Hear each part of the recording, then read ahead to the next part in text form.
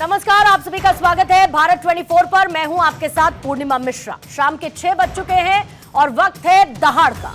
राष्ट्रपति द्रौपदी मुर्मू के अभिभाषण को लेकर सोनिया गांधी की टिप्पणी से बीजेपी आक्रोशित है। सोनिया गांधी के बयान के खिलाफ बीजेपी ने कांग्रेस और गांधी परिवार के खिलाफ मोर्चा खोल दिया है। बीजेपी अध्यक्ष जेपी नड्डा ने कांग्रेस से बिना शर्त राष्ट्रपति और आदिवासी समुदाय से माफी मांगने की मांग की है, जबकि प्रधानमंत्री मोदी ने दिल्ली में एक रैली के दौरान कहा कि शाही परिवार ने राष्ट्रपति का अपमान किया। उन्होंने कहा कि आदिवासी बेटी का बोलना कांग्रेस को बोरिंग लगता है, क्योंकि कांग्रेस आदिवासियों और गरीबों से नफरत करती है। इस मुद्दे पर बीजेपी की तरफ से सियासी मोर्चा खोल दिया गया है। दरअसल सोनिया गांधी ने राष्ट्रपति के अभिभाषण पर टिप्पणी करते हुए कहा, पुअर लेडी। भाषण के आखिर तक थक गई। इस पर बीजेपी सांसद संबित पात्रा ने कहा कि राहुल गांधी पुअर थिंग हैं, जिनको कांग्रेस लगातार लॉन्च कर रही है। वैसे बीजेपी की तरफ से कांग्रेस और आदिवासियों से माफी की मांग की गई, जिस पर प्रियंका गांधी ने जवाब दिया। उन्होंने कहा कि मेरी मां 70 से 80 साल की हैं। उन्होंने इतना कहा कि राष्ट्रपति जी ने इतना लंबा भाषण पढ़ा और वो थक गई होंगी। वो भारत के राष्ट्रपति का पूरा सम्मान करती हैं। बीजेपी सोनिया गांधी के पुअर लेडी वाली टिप्पणी पर लगातार हमलावर है और इसीलिए वो माफी की मांग कर रही है। आज दहाड़ में इसी को लेकर करेंगे चर्चा, लेकिन उससे पहले वार पलटवार, किस तरीके से सियासी बयानबाजी का दौर जारी है। False promise. Boring. No comment. No, the poor lady, the president was getting very tired by the end. Repeating the same thing again and She again. could hardly speak for him. राष्ट्रपति जी को poor thing कहा, गरीब कहा और चीज कहा, थकी हुई कहा। एक आदिवासी बेटी का बोलना इनको बोरिंग लगता है। ये देश के 10 करोड़ आदिवासी भाई बहनों का अपमान है। ये देश के हर गरीब का अपमान है। जो जमीन से ऊपर उठकर आते हैं, उनको कांग्रेस का शाही परिवार बिल्कुल पसंद नहीं करता। के कुछ नेताओं ने जो टिप्पणी की है, मैं उसका घोर निंदा करता हूं। हमारा देश का राष्ट्रपति एक महिला आदिवासी है, ये कमजोर नहीं है, तो इनको हजम नहीं हो रहा है और इसको कमजोर बताती है। मैं कहना चाहती हूं, आदरणीय द्रौपदी मुर्मू जी ने जिंदगी भर देश के लिए, समाज के लिए जो काम किया है, ये लोग सोच भी नहीं सकते हैं। और आज जब भाषण दिया है और देश को संबोधन किया है संसद के माध्यम से, तो इस तरह से बोरिंग कहना, कमजोर कहना, थकी हुई महिला कहना, ये कोई शोभा देती है क्या किसी नेता को? राष्ट्रपति जी का सम्मान बीजेपी और भारतीय जनता पार्टी ने कभी नहीं किया और एक मोहरा बना करके रखा है। और जब नई संसद के का निर्माण पूरा हो गया, उद्घाटन पर उनको नहीं बुलाया गया। अपमान कौन कर रहा है? और अयोध्या में जब राम मंदिर का उद्घाटन हो रहा था, तो कम से कम आमंत्रित ही कर देते। आइए सबसे पहले सवालों का जिक्र कर लेते हैं और उसके बाद चर्चा की शुरुआत करेंगे। पहला सवाल आज दहाड़ में यही रहेगा कि सियासी बवाल या गरिमा का सवाल। कांग्रेस ने कैच दिया, बीजेपी ने लपक लिया। बजट सत्र की लड़ाई आदिवासी गरिमा पर आई। पुअर लेडी बोलकर सोनिया गांधी ने क्या ब्लंडर किया है? पीएम मोदी ने घेरा, अपमान के लिए जिम्मेदार कौन है? बीजेपी की प्रवक्ता राधिका खेड़ा हमारे साथ मौजूद है। प्रोफेसर अजय उपाध्याय कांग्रेस के प्रवक्ता चर्चा में मौजूद हैं। दीपक रंजन समाजवादी पार्टी के प्रवक्ता हमारे साथ मौजूद हैं। धीरेन्द्र कुमार मुन्ना प्रवक्ता है एलजेपी आर के। अवधेश कुमार जी वरिष्ठ पत्रकार के तौर पर चर्चा में शामिल है।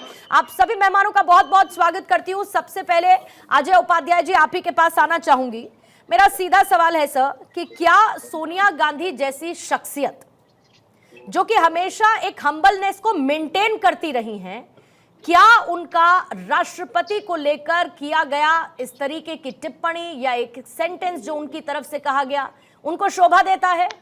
दूसरी तरफ सर, आप लोग हमेशा संविधान की बात करते हैं, ये क्यों भूल जाते हैं कि राष्ट्रपति उसी संवैधानिक पद पर बैठी हुई महामहिम राष्ट्रपति के पद पर है? अजय उपाध्याय जी के पास मैं जाऊंगी। राधिका, आपके पास आ जाती हूं। मैं शुरुआत इसी के साथ करती हूं। क्यों ऐसा लगता है कि कांग्रेस की तरफ से, सोनिया गांधी की तरफ से महामहिम का अपमान किया गया? सभी को नमस्कार। पूर्णिमा जी, मैं हमेशा से हम लोग सुनते आते थे, पढ़ते आते थे कि जो अंग्रेज होते हैं उनको भारतीयों से दिक्कत रही है, जो गोरे लोग होते हैं उनको इंडियन स्किन से, इंडियन से तकलीफ रही है। और आज हमें ये देखने को मिल गया, एक महिला जिसको भारत देश ने अपना माना, अपनी बहू माना, अपना हिस्सा माना, उनको सांसद के तौर पे चुना, एक इटालियन महिला यहाँ आकर हमारी आदिवासी, हमारे जो लोग हैं, हमारी भारत की बेटी का इस तरीके से अपमान करती है। और वो सिर्फ भारत की बेटी नहीं है, सिर्फ आदिवासी महिला नहीं है, वो पहली आदिवासी महिला है जो राष्ट्रपति बनी है। और वो महिला मतलब she is the first citizen of the country. उनको कभी राष्ट्रपत्नी कह देना, कभी रबर स्टैम्प कह देना, कभी इस तरीके से अपमानित करना। आज तो अंग्रेज तो चले गए, लेकिन अपना एक अंश यहाँ हमारे पास छोड़ गए, जिसने हमारी ही हिंदुस्तान की बेटी को अपमानित करने का, हमारी फर्स्ट सिटीजन को अपमानित करने का काम किया। आपको देशवासियों से इतनी नफरत है क्योंकि आज वो आपकी भ्रष्टाचार से उजागर हो चुके हैं। आपने जिस तरीके से देश को पीछे रखने का काम रखा, कांग्रेस ने हमेशा ट्राइबल्स को और दलित्स को सिर्फ वोट बैंक के लिए इस्तेमाल किया और हमेशा से उनको पीछे ही रखने का काम किया। आज जब वो अपने आगे बढ़ रहे हैं तो उनको उस बात की भी तकलीफ हो रही है।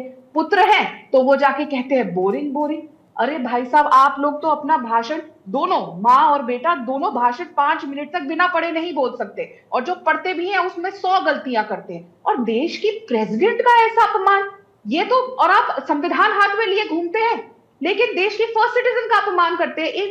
इससे ज्यादा देश विरोधी बात और काम हो ही नहीं सकता। मैं फिर दोहराऊंगी, जिस देश ने सोनिया गांधी जी को अपना माना, उनको एमपी लड़ने दिया, एमपी बनाया, इस हद तक लेकर गए कि वो प्रधानमंत्री बन सकती थी, आज उसी देश की बेटी का, प्रेसिडेंट का अपमान करने का काम उस महिला ने किया है, जो बिल्कुल भी एक्सेप्टेबल नहीं है, किसी भी देशवासी को एक्सेप्टेबल नहीं होगा।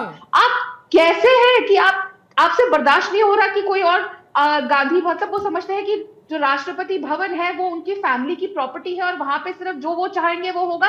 कैसे कोई ट्राइबल आगे आ सकती है, कैसे कोई महिला उनके अलावा आगे आ सकती है, क्योंकि उनके हिसाब से 2 ही महिलाएं हैं इंदिरा गांधी जी के बाद, अब वो और उनकी बेटी, उसके अलावा कोई महिला आगे नहीं बढ़ सकती। ये देश के हर नागरिक का अपमान है, हमारी प्रेसिडेंट का अपमान होना। अगर राहुल गांधी को प्रेसिडेंट की स्पीच इतनी बोरिंग लगती है तो वो जाए वापस वियतनाम या थाईलैंड, वो जहां पे भी जाते हैं, उनको देश में कोई इंटरेस्ट नहीं है। जो आदमी अपनी पार्टी के हेड ऑफिस से हुंकार भरता है देश के खिलाफ लड़ाई लड़ने की, उससे और क्या उम्मीद करे। कांग्रेस पार्टी इतनी दुश्मनी निकाल रही है देश की जनता से, इस देश से, क्योंकि लगातार वो हार रहे हैं और वो एक्सपोज हो रहे हैं। लेकिन मैं आपके चैनल पे एक बार फिर दोहरा दूं, ये कांग्रेस पार्टी की प्राइवेट लिमिटेड कंपनी नहीं है देश। ये कांग्रेस पार्टी जो चाहेगी वो नहीं होगा। देश के लोग आगे बढ़ेंगे, चाहे ट्राइबल्स हो, चाहे दलित हो, और जो उनका अपमान करेगा उसको देश की जनता बार बार लगातार। अजय उपाध्याय जी से मैं इसका जवाब राधिका ले लेती हूँ। अजय उपाध्याय जी, शायद आपने मेरा सवाल पहले सुन लिया होगा, फिर भी एक बार सर दोहरा देती हूँ। मेरा सवाल यही था कि क्या सोनिया गांधी जैसी पर्सनालिटी को इस तरीके का कमेंट करना या इस तरीके का स्टेटमेंट देना शोभा देता है सर? और वो भी एक ऐसे व्यक्ति पर जो कि एक संवैधानिक पद पर बैठा है। जब आप लोग संविधान की रक्षा की लड़ाई हर जगह लड़ते हैं, हाथ में संविधान की एक प्रति लेकर चलते हैं, ऐसे में क्या अपमान करना या इस तरीके की टिप्पणी करना सोनिया गांधी ने ठीक किया सर?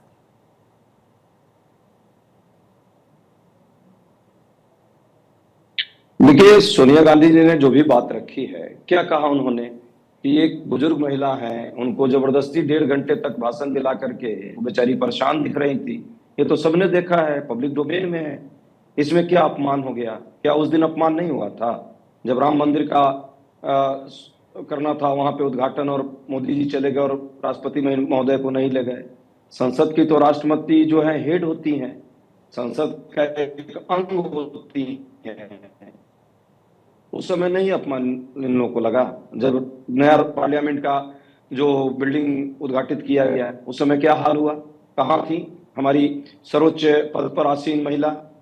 ये लोग अपमान करने वाले खुद हैं, वहां इनको अपमान नहीं दिखता है। सच्चाई है, मुद्दों से भटकाना है इनको, सही मुद्दों पर इनको चर्चा नहीं करने देनी है।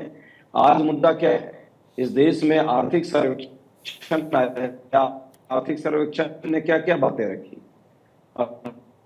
स्पष्ट तौर पे कह दिया कि जो झूठे सपने अजय जी, आपका मैं ऑडियो करेक्ट करवा लेती हूँ सर, आपका मैं ऑडियो करेक्ट करवा लेती हूँ, क्योंकि मैं नहीं चाहती कि आपका ओपनिंग स्टेटमेंट इस तरीके से जाए जहां पर क्लैरिटी नहीं हो कि आप क्या कहना चाहते हैं। इसी बीच में जरा दीपक रंजन जी आपके पास आ जाती हूँ मैं। आदिवासी गरिमा तक ये लड़ाई क्यों पहुंची? क्या ये अवॉइडेबल था?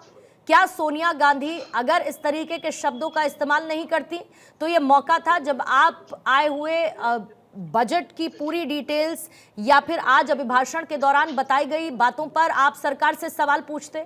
क्या आपको नहीं लगता कि बेवजह इस तरीके का शब्द जिसका इस्तेमाल किया गया उसने पूरे के पूरे मैटर को डिरेल कर दिया? देखिए पूर्णिमा जी, ना समूचा हिंदुस्तान बल्कि मैं समझता हूँ पूरा विश्व जो है हिंदुस्तान के राष्ट्रपति महोदय का सम्मान करता है, इसमें कोई दो राय नहीं। और इसकी जो है जवाब इसका आपको के कांग्रेस पार्टी के प्रवक्ता ने बड़ी साफगोई से दे दिया। उन्होंने इस बात को क्लियर भी कर दिया कि किसने उन्होंने कहा किसने नहीं किया। लेकिन जहां तक मैं समझता हूँ आज भारतीय जनता पार्टी से किसी का सम्मान या आदिवासी महिला का या राष्ट्रपति महोदय का सम्मान, ऐसी बातें करना बेमानी लगती है। कि वो दिन भूल गए जब संसद भवन का उद्घाटन हो रहा था, उनको वहां पर बुलाया नहीं गया। जब अयोध्या में इतना भव्य मंदिर बन करके तैयार हुआ, उसकी मंदिर के प्राण प्रतिष्ठा के लिए उनको आमंत्रित नहीं किया गया, उनको बुलाया नहीं गया। दिल्ली में मंदिर में प्रवेश करने के लिए जब द्रौपदी मुर्मू साहिबा को रोक दिया गया, आदरणीय राष्ट्रपति महोदय जी को रोक दिया गया, उस टाइम इनको अपमानित महसूस नहीं हुआ। एक फोटो बहुत तेजी से वायरल हुई थी जिसमें पीएम साहब बैठे हुए, राष्ट्रपति महोदया पीछे खड़ी हुई हैं, उस टाइम उनका अपमान नहीं हुआ। तो देखिए इस टाइप की बातें इन लोगों को करने, इन लोगों को भी जो है अशोभनीय लगता है। और इस टाइप की बातें अगर ये करते हैं तो पहले ये लोग अपने गिरेबान में झांक करके देखें भारतीय जनता पार्टी के लोग, इन्होंने किस तरीके से आदिवासी महिला का और हिंदुस्तान के प्रथम नागरिक का समय समय पर इन लोगों ने किस तरीके से माइक कर, आज ये संविधान की बात कर रही है, तब उस टाइम संविधान कहाँ चला गया था जब इन लोगों ने समय समय पर उनको अपमानित करने का काम किया था? तब क्या वो संवैधानिक पद पे नहीं थी?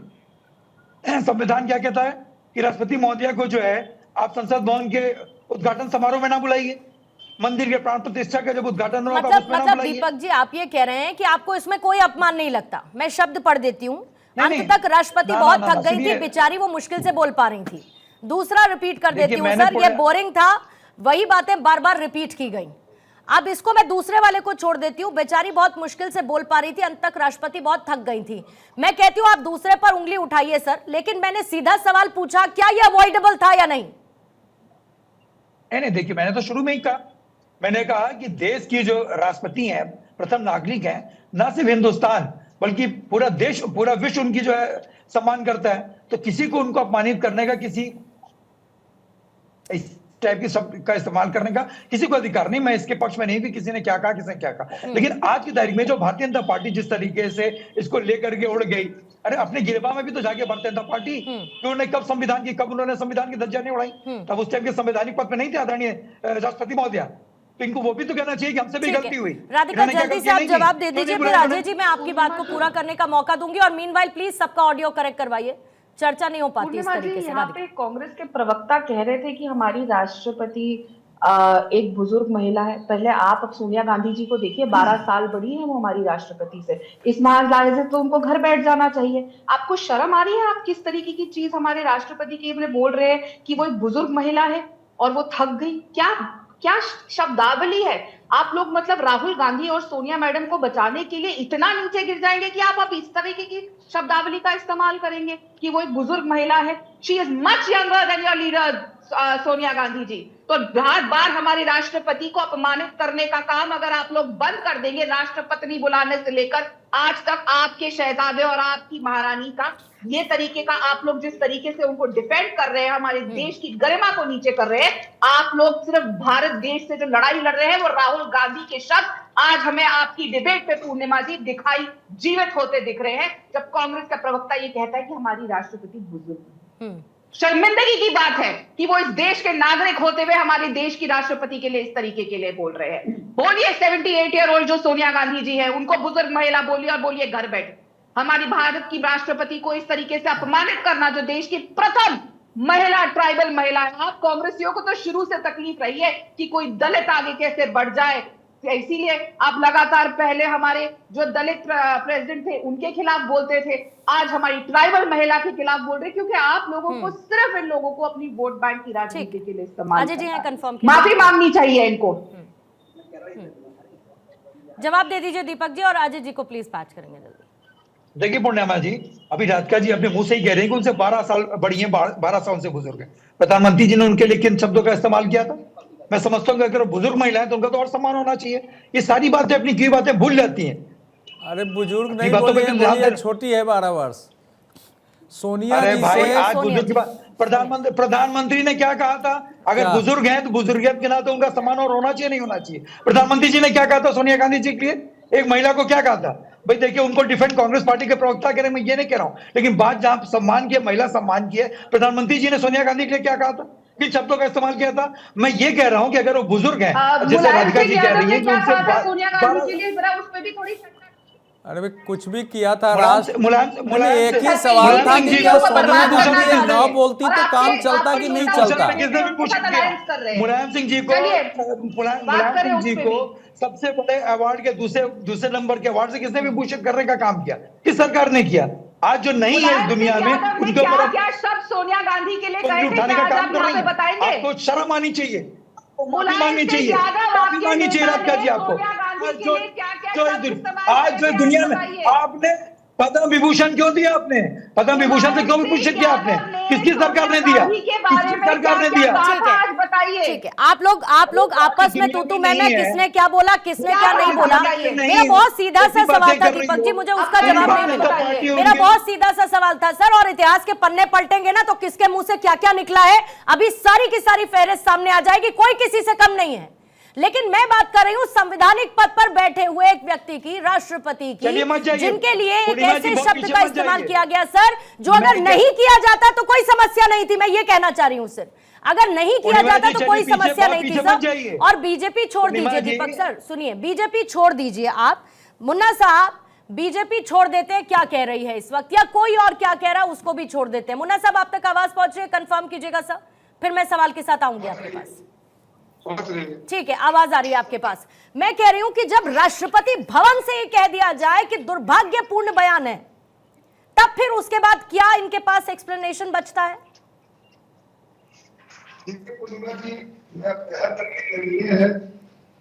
सोनिया गांधी ने जिस तरह के शब्दों का प्रयोग किया है महामहिम राष्ट्रपति के लिए, ये आज से नहीं, कांग्रेस की शुरू से ऐसी इतिहास रही कि जब जब भी इन लोगों ने संबोधन किया है, इनके ही बात नहीं है, इनसे पहले भी बात है कि दलित और आदिवासियों के लिए कांग्रेस के विचार समय समय पर आते रहे हैं।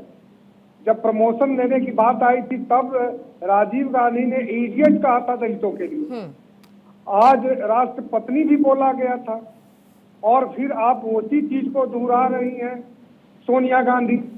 तो ये अंबेडकर जी के विचारों का, उनके सपनों का और संविधान का, यही कांग्रेस पार्टी संविधान बचाने की लड़ाई लेकर के पूरे इंडी गठबंधन के लोग कांग्रेस के नेतृत्व में चलते रहे, और संविधान के सर्वोच्च पर बैठे राष्ट्रपति, और उनका एक संविधान कोई और नहीं है, राष्ट्रपति स्वयं है, और उनका अपमान कर संविधान का यह है। तो ये देश के दलित आदिवासियों का अपमान करते कर ये अंबेडकर का अपमान करना होता है।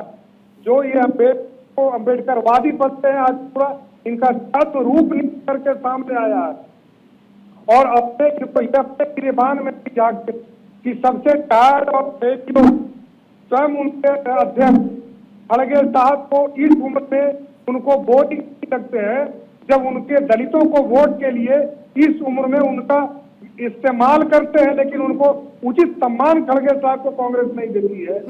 और ये रही उनकी बात, हम फिर भी उनको बुजुर्ग होने के चलते, दलित होने के चलते मैं खड़गे साहब का भी सम्मान करता हूँ, लेकिन कांग्रेस पार्टी अपने अध्यक्ष का भी सम्मान नहीं करती है, और देश की राष्ट्रपति महामहिम द्रौपदी मुर्मू जी का भी अपमान कर रही है। ऐसे में दिल्ली के देश के आदिवासी और दलित देख रहे हैं, और यही इनका रवैया है। इसके चलते आज देश की राजनीति से कांग्रेस पार्टी बिल्कुल विलुप्त होते जा रही है। और ठीक, अवधेश जी आपके पास आते हैं और बहुत मूल सवाल पर सर मैं आती हूँ। मैं ये समझना चाहती हूँ और बहुत ही हाइपोथेटिकल सर मेरा सवाल है। मान के चलिए आगे चल के इनकी कांग्रेस की सरकार आ जाती है, राष्ट्रपति द्रौपदी मुर्मू ही रहती हैं, अभिभाषण होता है राष्ट्रपति की तरफ से, और जब वो सरकार ने जो काम किए उसका लेखा जोखा अभिभाषण में रखती हैं, तब भी क्या कांग्रेस को वो भाषण बोरिंग लगेगा? तब भी कांग्रेस को लगेगा कि ये रिपीट मोड पे चल रहा है? या इससे पहले चले जाइए सर, जितने भी राष्ट्रपति रहे संवैधानिक पद पर रहे और उन्होंने जब जब अभिभाषण पढ़कर बताया तो उसमें क्या एंटरटेनमेंट के एलिमेंट्स कौन डालता है? या फिर उसमें सीधी सीधी बातें होती हैं जो सरकार ने काम किया? या इनको पहले वो बोरिंग लगा अपने समय पर और अब इनको वो बोरिंग लग रहा है रिपीट मोड पे? बिचारी राष्ट्रपति लगने लग रही है। नहीं, केवल भाषण का दोनों विषय है, आपने उठाया वो भी विषय है। अरे देश में सबसे लंबे समय तक शासन करने वाली पार्टी की शीर्ष नेत्री इस समय हालांकि मल्लिकार्जुन खड़गे जी अध्यक्ष हैं, लेकिन सबको मालूम है कि प्रथम परिवार ही कांग्रेस का नेतृत्व करता है। सोनिया गांधी 10 वर्ष तक यूपीए की चेयरपर्सन रही हैं, विपक्ष की नेता रही हैं। तो सवाल ये है कि अब उनको अगर इतनी समझ नहीं है, कैसे निकल सकता है? इतने उम्रदराज महिला के मन से कितनी बेचारी शब्द है, थकी हुई थी बेचारी, पढ़ नहीं पा रही थी। मुझे नहीं लगता है कि राष्ट्रपति के बारे में व्यक्तिगत बातचीत में लोग करते थे, सार्वजनिक रूप से इसके पहले कभी भी किसी नेता की ओर से इस प्रकार की टिप्पणी की गई होगी।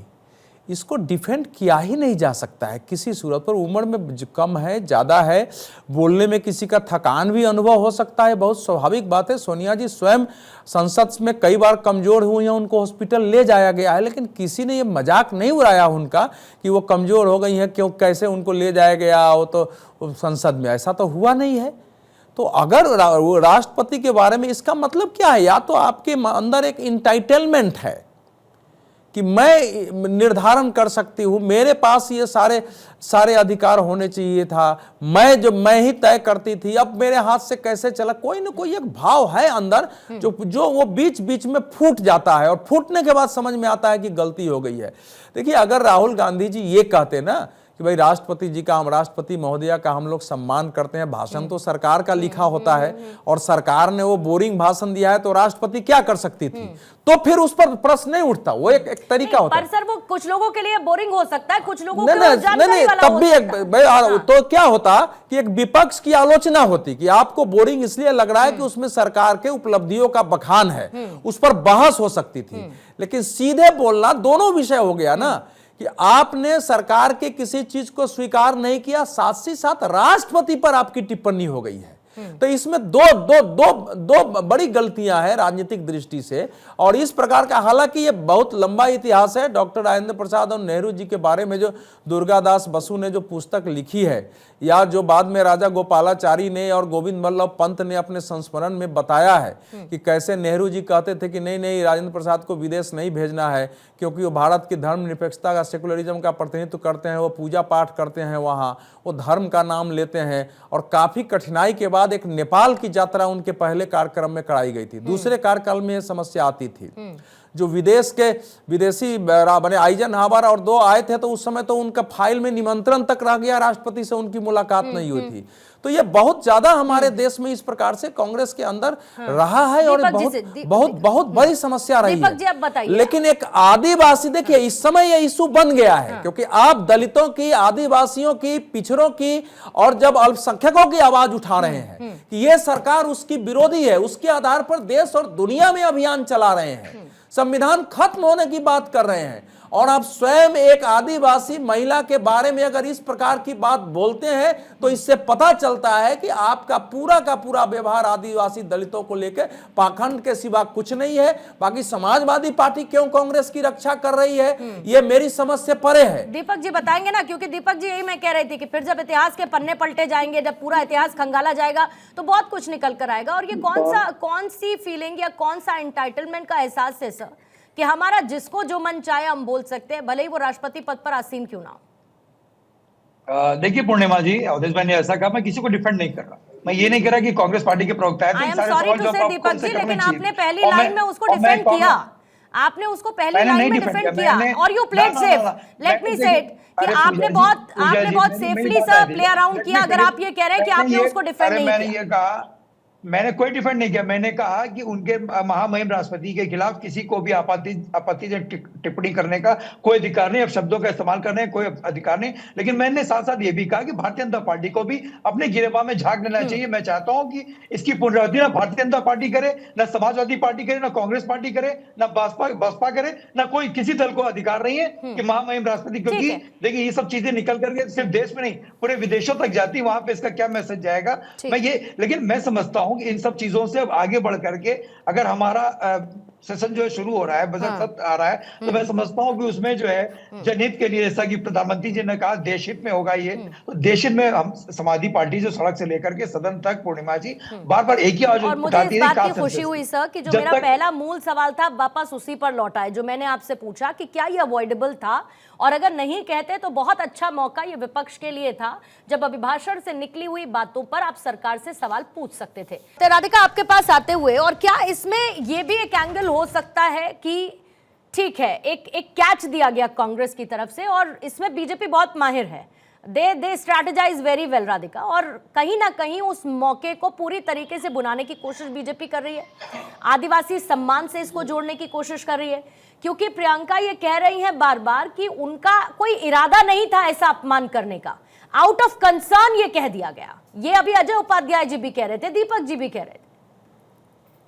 देखिए, अगर एक बार गलती होती है तो वो गलती होती है, कंसर्न हो सकता है, लेकिन बार बार अगर कोई गलती दोहराई जाती है तो वो आदतन होते हैं, आदतन मुजरिम होते हैं। राहुल गांधी को देखिए, जब धनखड़ साहब की मौकरी हो रही थी तो वहां पे वो खड़े होकर वीडियो बना रहे थे। जब प्रधानमंत्री को प्रियंका वाड्रा अपनी रैली में बच्चों से चौकीदार चोर है बुला रही थी और तालियां बजा रही थी और खुश हो रही थी, तब प्रधानमंत्री का अपमान कर रही थी। आज माता जी ने ये किया, तो जो ये त्रिमूर्ति है ना, माता जी, बेटा और बेटी की, ये लगातार, चाहे हमारे वाइस प्रेसिडेंट हो, प्रेसिडेंट हो, प्रधानमंत्री हो, उनको लगातार अपशब्द बोलने पे माहिर है। उनको इस बात से आज तक तकलीफ है कि एक गरीब इंसान का, गरीब आदमी कैसे जाके देश का प्रधानमंत्री बना। हमने यहाँ पे सुना किस तरीके से अभी नेहरू जी के बारे में भी बताया गया कि उन लोगों को हमेशा नॉन गांधी लोगों से तकलीफ रही है। उनको इस बात से तकलीफ थी कि कैसे एक दलित प्रेसिडेंट देश का बना, उनको इस बात से तकलीफ थी कि कैसे एक आज ट्राइबल पहली महिला देश की प्रेसिडेंट बनी है। इनको हर चीज से तकलीफ है। जो चीज गांधी परिवार के कंट्रोल में नहीं है तो वो उसका मजाक उड़ाएंगे। मतलब आपने हर चीज का आप मजाक उड़ाते हैं। और आपकी क्या उपलब्धियां है राहुल गांधी की? जब से राहुल गांधी पॉलिटिक्स में आए हैं, चुनाव पे चुनाव हार रहे हैं, देश की जनता उनको बार बार आईना दिखाती है that you are a failure. आप अपना भाषण खुद पढ़ नहीं सकते, इतना लंबा भाषण होता है, कोई पढ़ रहा है, और ये कहां से नई चीज होगी कि आप देखा था किस तरीके से वो तीनों के तीनों बोल रहे थे वहां पे। कभी साड़ियों पे चर्चा हो रही है, हा हा ही हो रही है, बोरिंग बोरिंग। राहुल गांधी को अगर देश की चीजें बोरिंग लगती है तो इस्तीफा दे वो अपने लीडर ऑफ ऑपोजिशन के पोस्ट से। अगर लीडर ऑफ ऑपोजिशन को प्रेसिडेंट का संबोधन बोरिंग लगता है, बजट में बैठना उनको तकलीफ देता है, वो लगातार पार्लियामेंट में सो जाते हैं, उनको देश में रहना पसंद नहीं है। 26 जनवरी इसीलिए शायद वो नहीं आए थे, उनकी पहली 26 जनवरी थी बतौर लीडर ऑफ ऑपोजिशन। और राहुल गांधी हो, चाहे खड़गे साहब हो, चाहे सोनिया गांधी हो, चाहे प्रियंका वाड्रा हो, एक भी कांग्रेस का नेता वहां नहीं था, क्योंकि उनको देश से जुड़ी हर चीज बोरिंग लगती है। उनको तभी देश अच्छा लगता था जब गांधी परिवार की वाहवाही होती थी या उनके हाथ में सत्ता होती थी, क्योंकि उनको सत्ता मिलती थी तो उनको देश को लूटना था और भ्रष्टाचार करना था। इन भ्रष्टाचारियों को देश से ना कोई मतलब था, ना देश की प्रगति से कोई मतलब है, ना आगे जाके कभी मतलब होगा। ये लगातार साफ हो रहा है। क्या देश का इंसल्ट नहीं करता लीडर ऑफ ऑपोजिशन जब 26 जनवरी को वहां नहीं होता? क्या लीडर ऑफ ऑपोजिशन के नाते उनकी कोई जिम्मेदारी नहीं है? मैं फिर दोहरा रही हूं, अगर उनको देश लीडर ऑफ ऑपोजिशन को हमारी प्रेसिडेंट का भाषण बोरिंग लगता है, he should resign. And I am sure Samajwadi party वाले प्रवक्ता इस बात पे मेरा साथ देंगे, क्योंकि वो तो तैयार है ममता बनर्जी जी को जल्दी से लीडर ऑफ ऑपोजिशन बनाने के लिए। दीपक जी जोड़ना चाहेंगे कुछ? फिर उसके बाद मुन्ना साहब आपके पास आते हो। प्रेम कुमार जी भी जुड़ गए हैं थोड़ी देर के लिए। देखिए पूर्णिमा जी, बात अभी कैच की हो रही थी कि कोई भी चीज होती है भारतीय जनता पार्टी उसको लपक देती है, लेकिन वही जब समूचा विपक्ष अपोजिशन जो है, जब भारतीय जनता पार्टी के द्वारा ये सियासत में छीटाकशी, एक दूसरे के मुद्दों को लपकना, ये सब इसीलिए सर आप लोग पॉलिटिकल पार्टीज हैं सर, इसीलिए आप लोग पॉलिटिकल पार्टीज हैं। मैंने बराबरी में कहा दीपक जी, मैंने बराबरी में कहा कि इसमें सब माहिर हैं, इसमें सब माहिर हैं, और इसीलिए सर आप लोग पॉलिटिकल पार्टीज हैं। हम लोग जब कोई इनकी फेंकी हुई गेंद कैच करते हैं तो उसको नो बॉल करार देते ही है, उसको नो बॉल करार दे देते हैं। जब हम इनको आउट करते हैं तो उसको नो बॉल करार करते हैं। देखिए किसको रिजाइन करना है, किसको रिजाइन नहीं करना, ये शीर्ष नेतृत्व का और कांग्रेस पार्टी का अपना विशेष अधिकार है। ठीक है, किसको बनाते हैं अपोजिशन, किसको नहीं बनाते हैं। ठीक है। और देखिए आज की तारीख में कांग्रेस पार्टी में राधिका जितने आरोप प्रत्यारोप लगा रही हैं, लेकिन मैं समझता हूं कि एक समय आप भी कांग्रेस की प्रवक्ता रही हैं, आपने भी कांग्रेस को बहुत डिफेंड किया है, आपने भी हर स्तर पे आपने कांग्रेस को डिफेंड किया है। तो आप पूर्व में जो आप बता रही हैं कि कांग्रेस का इतिहास ही इसलिए मैं ज्यादा बेहतर जानती हूँ कि कांग्रेस कितनी गिरी हुई है, मुझसे बेहतर कोई नहीं जानता। अरे क्या गिरी हुई है, उसी टाइम हार गई होती है ना, उसी टाइम गिर गई होती है ना, उसी टाइम छोड़ दिया होता ना। अरे राधिका जी उसी टाइम छोड़ देना चाहिए था। आप इतिहास बता रही हो, आप इतिहास बता रही हो, आप इतिहास आज की तारीख में बता रही है, तब इतिहास कहाँ चला गया था? तो नहीं मालूम था इतिहास, तब आपको कांग्रेस का इतिहास नहीं पता था, तभी आपको छोड़ देना चाहिए। चीजों को समझने में 1 से 2 दिन लगता है, इतने साल इतने बरस नहीं लग जाते, इतने बरस नहीं लगते हैं मैम। आज की तारीख में जो आप आरोप प्रत्यारोप लगा रही हो, ये कांग्रेस जाने आप जाने, इससे मेरा कोई लेना देना नहीं। लेकिन आप जिस तरीके से आप समूचा अपोजिशन, समूचा ये सबको आप कटघरे में खड़ा करने का काम कर रही हो, हमारे नेताजी को आप कटघरे में खड़ा कर रही हो, तब आपको दिक्कत नहीं महसूस हो रही थी, आज आपको दिक्कतें महसूस हो रही। हमारे नेताजी के खिलाफ आप कहोगी तो ये चीज उचित नहीं है। कांग्रेस में रही है,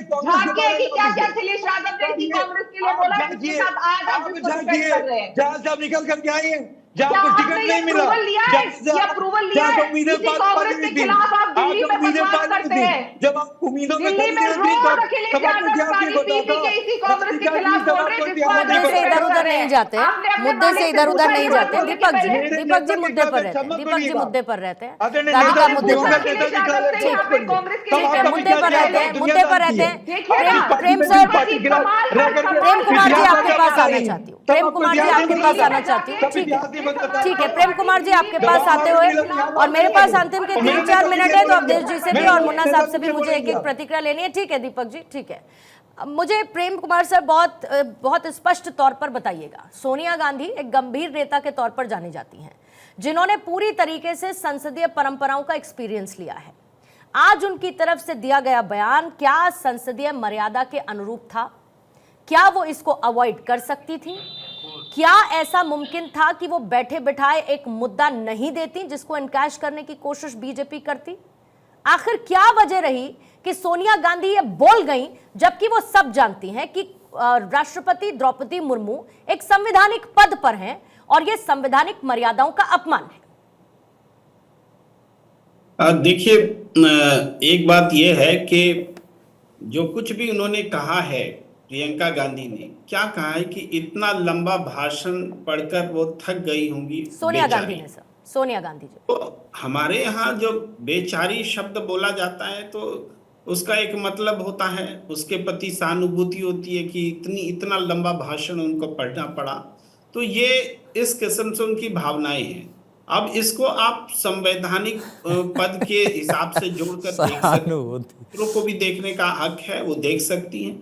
लेकिन हम तो और भी बातें देखें ना भाई, महाकुंभ में सुबह से शाम तक मुख्यमंत्री झूठ बोलते रहते हैं, तब कोई बात नहीं होती है। अभी राष्ट्रपति जी के लिए ऐसा कौन सा बोला गया, जैसे राधिका खेड़ा जी बोल रही कि कांग्रेस तो गिरी हुई पार्टी है। अरे ये शब्द क्या अपने आप में सही है क्या? कोई किसी राजनीतिक पार्टी को गिरी हुई पार्टी बोले, और जिसमें वो स्वयं रही हैं, अभी कुछ समय के लिए बाहर हुई है, इतने समय में ही वो गिरी हुई पार्टी हो गई, तो ये भी एक पहलू है। तो शब्दों की मर्यादा का को से केवल सोनिया गांधी से बांधने से नहीं होगा।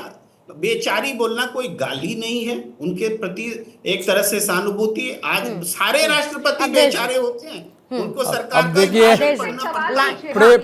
प्रेम 10 सेकंड राधिका प्लीज।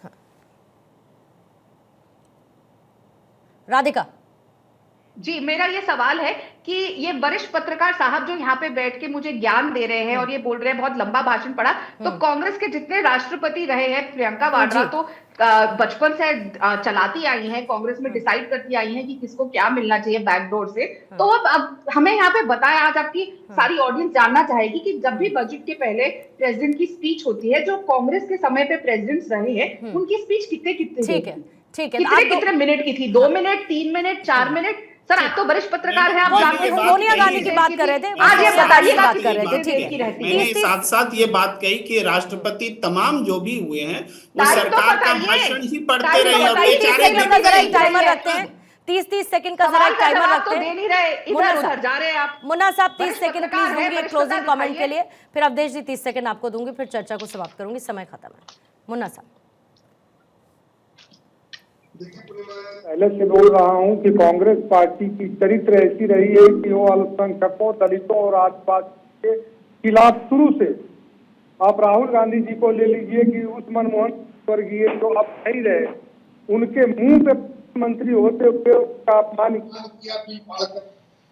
उसके बाद आप आ जाइए, देख लीजिए कि आज के समय में भी खड़गे साहब का कितने बार अपमान किया, खुद उनके कांग्रेस अध्यक्ष है, और आज वर्तमान में भी संविधान की दुहाई देते हुए महामहिम राष्ट्रपति द्रौपदी मुर्मू जी का आदिवासी महिला का 2 बार। सब समय, माफी चाहूंगी सर, समय थोड़ा सा कम है। अवधेश जी जल्दी से आपका एक क्लोजिंग। देखिए बहुत दुर्भाग्य है, और प्रेम जी की बात से तो मेरा डर बढ़ गया है कि देश के बुद्धिजीवी पत्रकार अगर कह रहे हैं कि बेचारी और बेचारा कोई बुरा शब्द नहीं है, और राष्ट्रपति के प्रति सहानुभूति व्यक्त कर रही थी, जैसे राष्ट्रपति को सोनिया जी की सहानुभूति चाहिए, तो मुझे तो फिर तो इस देश में कोई किसी के बारे में किसी तरह का शब्द कह दे और इसी प्रकार से हम डिफेंड करेंगे। सोनिया गांधी जी ने आज जो कुछ भी कहा है उसको किसी भी दृष्टिकोण से मर्यादा का पालन नहीं कहा जा सकता है, उसमें अपमान का था, इंटाइटलमेंट का था, और राष्ट्रपति का भाषण तो बहुत छोटा था आज के हिसाब से। पहले हम लोगों ने पौने 2-2 घंटे, 2-2 घंटे, सवा 2-2 घंटे के भाषण सुने हैं राष्ट्रपतियों के। ये तो बहुत छोटा भाषण था। मुझे लगता है देखना पड़ेगा कि राष्ट्रपतियों के भाषण में इनका स्थान नीचे से कितना आता है। बहरहाल बीजेपी इसी बीच में कह रही है कि कांग्रेस को माफी मांगनी चाहिए। तमाम प्रतिक्रियाएं बीजेपी के नेताओं की तरफ से आ रही हैं और कांग्रेस कह रही है अपमान नहीं किया है। राधिका जी बहुत बहुत शुक्रिया आपका। Prem Kumar sir thank you so much. Deepak Ranjan ji आप हमारे साथ जुड़े। मुन्ना साहब आपका भी बहुत बहुत शुक्रिया। अवधेश जी चर्चा में आप शामिल हुए।